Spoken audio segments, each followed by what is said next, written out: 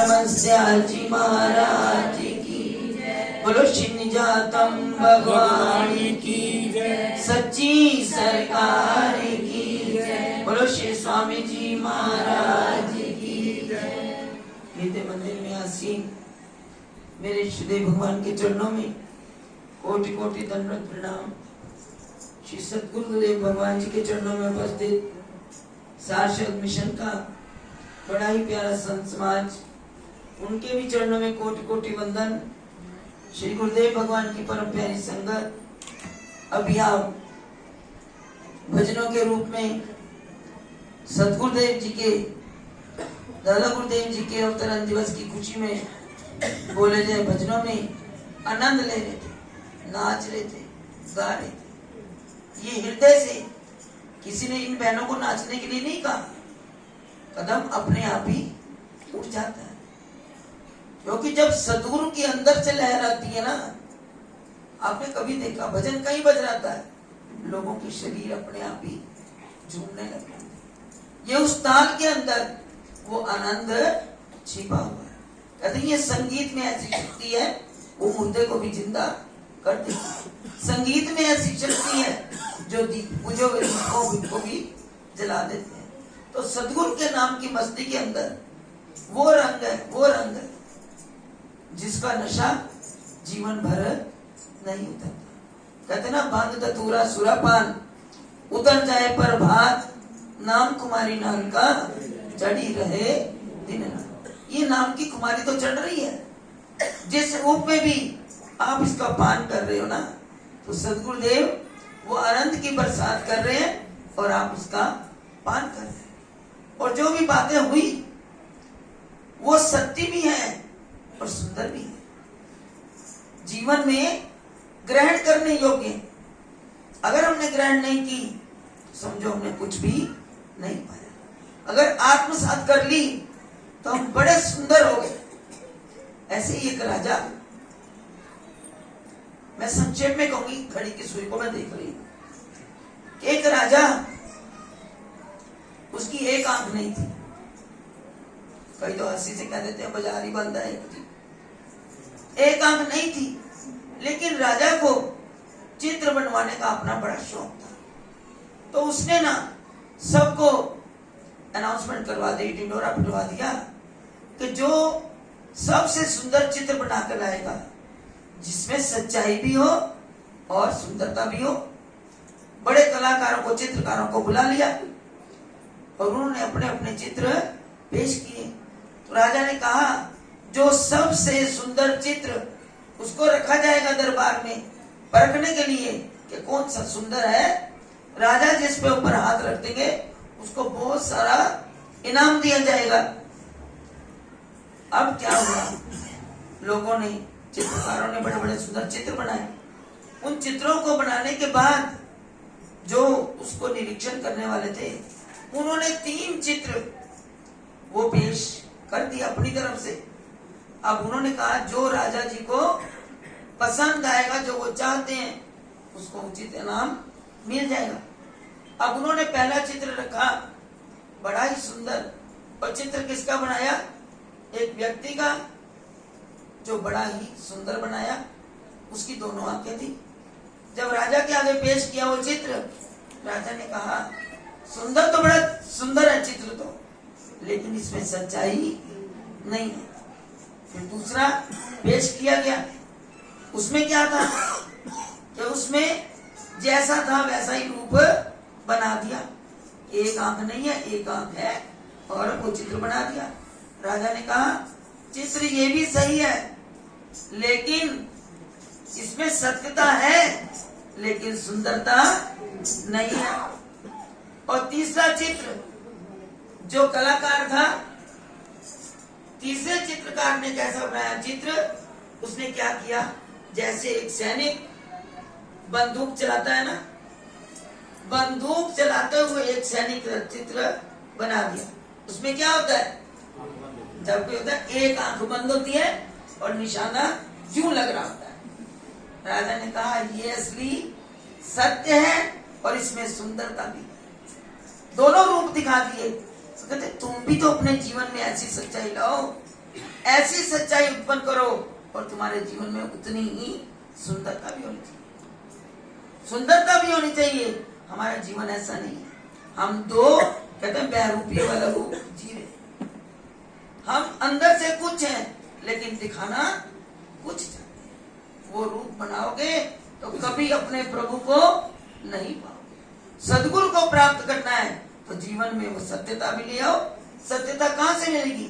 जो सदगुरु कहते हैं उसी तरह अपना जीवन बनाना शुरू करो। और वो कई बार महाराज जी फरमाया करते थे कि जो गुरु की मत में मत मिला लेता है वो सदगुरु को पा लेता है, उसको भा जाता है, उसमें मत मिला लेता है। जो मास्टर पढ़ाता है ना सारी क्लास में, वो गुणा भाग करना सिखाता है ना, तो जब मास्टर कहता है 1 जमा 1 2, जो शिष्य 1 जमा 1 2 लिख देगा उसके पूरे नंबर, और जो लिख देगा 1 जमा 1 3, उसको क्या मिलेगा? 0। तो इसलिए कौन सी कक्षा में आप पास करना चाहते हो? कौन सी परीक्षा में पास होना चाहते हो? गुरुदेव ने तो बड़ा आसान रास्ता दिया है। ये सेवा का, सिमरण का, स्वाध्याय का हम बार बार यही कहते हैं, क्योंकि असली नुक्ता यही है। एक नुक्ता में सब इल्मों का मतलब कागजों का बोझ सिर पर क्यों उठाए जरूरी। तो इसलिए सदगुरु कहते हैं बड़े बड़े ग्रंथ उठाने की जरूरत नहीं।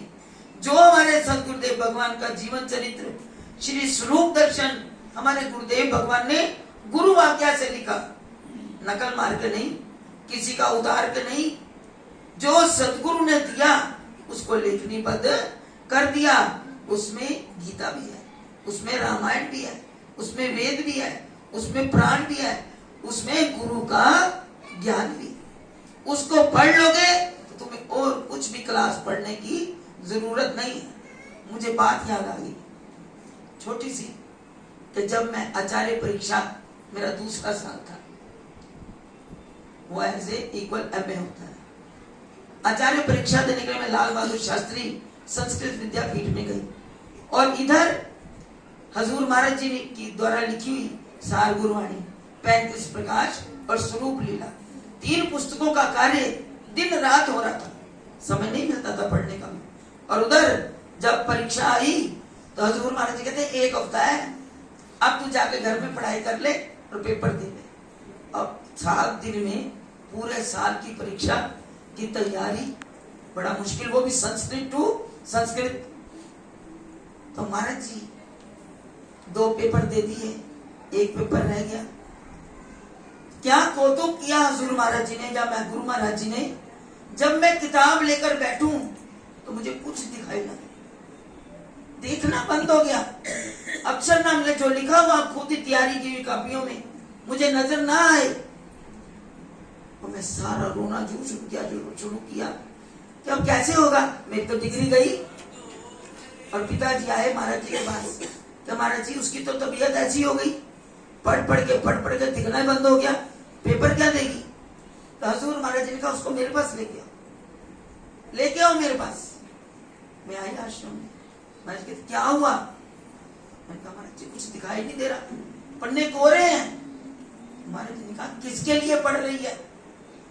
मैंने कहा महाराज जी आचार्य परीक्षा, मेरी डिग्री 2 साल की डिग्री है, तो अब क्या होगा? मैंने कहा तेनू डिग्री चाहिए ना, छोड़ कागज की डिग्री नो, मैं डिग्री दे।